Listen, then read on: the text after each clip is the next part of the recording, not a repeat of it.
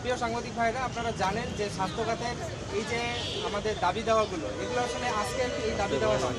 এই দাবি দেওয়াগুলো কিন্তু দীর্ঘদিন ধরে আমাদেরকে এই দাবি দেওয়ার মধ্য থেকে আমরা উঠে আসছি। হয়তোবা আমরা ব্যস্ত থাকি হাসপাতালে, বিভিন্ন সময় সব ডাক্তাররা আমরা ইউনিট হয়ে দাবিগুলো জানাতে পারি না, কিন্তু এই দাবিগুলোই ঘুরে ফিরে কিন্তু বিভিন্ন সময় আমরা বিভিন্ন আন্দোলন প্রোগ্রামের মাধ্যমে আমাদের সরকারকে জানিয়ে এসেছি।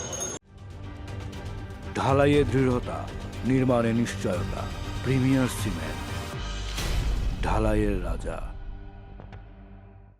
তো আপনারা জানেন যে আমাদের দাবির মধ্যে প্রথম যে দাবিটি ছিল যে স্বাস্থ্য পরিকল্পনা বিভাগ থেকে 19 মে একটা প্রজ্ঞাপন তারা দেয়। সেখানটায় তারা বলে যে উপজেলায় 2 বছর যারা ট্রেনি রয়েছে, উপজেলায় 2 বছর তাদেরকে থাকতে হবে এবং তাদের মানে প্রথম 1000, আমাদের প্রতি বছর আপনারা জানেন যে ট্রেনি চিকিৎসক কিন্তু 5000 প্লাস বিভিন্ন প্রতিষ্ঠানে জয়েন করেন, কিন্তু সেখান থেকে শুধু 1000, প্রথম 1000কে তারা ভাতার আওতায় দিবে।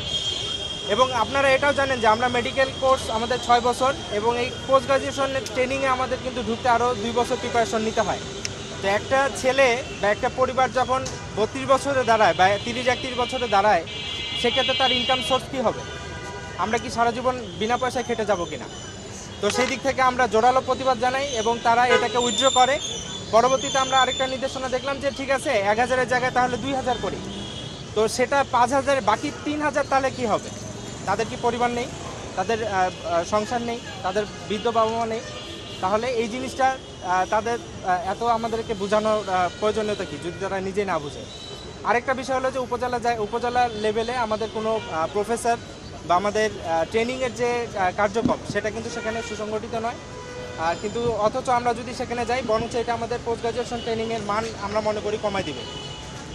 এরপরে যে দাবিটি আমাদের ছিল যে আমাদের ভাতা সংক্রান্ত যে দাবিটি, এখানে আপনারা জানেন যে অলরেডি সারা বাংলাদেশে নতুন পে স্কেলের একটা বাতাস বইছে এবং দীর্ঘদিন ধরে ইন্টার্ন চিকিৎসক সর্বশেষ 20,000 পায় এবং আমাদের মিড লেভেল ডক্টর যারা আর কি বিভিন্ন পোস্ট গ্রাজুয়েশন ট্রেনিংয়ে আছে তারা 35,000 পায় এবং বেসরকারি চিকিৎসক যারা MBBS কমপ্লিট করছে, বিভিন্ন জায়গায় মেডিকেল কলেজ রয়েছে, আপনারা জানেন যে তাদের স্যালারি স্ট্রাকচার খুবই নিম্নমানের, 25 থেকে 30,000, যেটা দিয়ে বর্তমান সময়ে আসলে আমি যদি আপনাদের সামনে একটা রিক্সাওয়ালাকে ডেকে বলি যে ভাই আপনার পার ডে ইনকাম কত, এখনই বলবে যে ভাই 1200 থেকে 2000 টাকা আমি পার ডে ইনকাম করি, তার মানে তার মাসিক বেতন 50,000 টাকার মতো।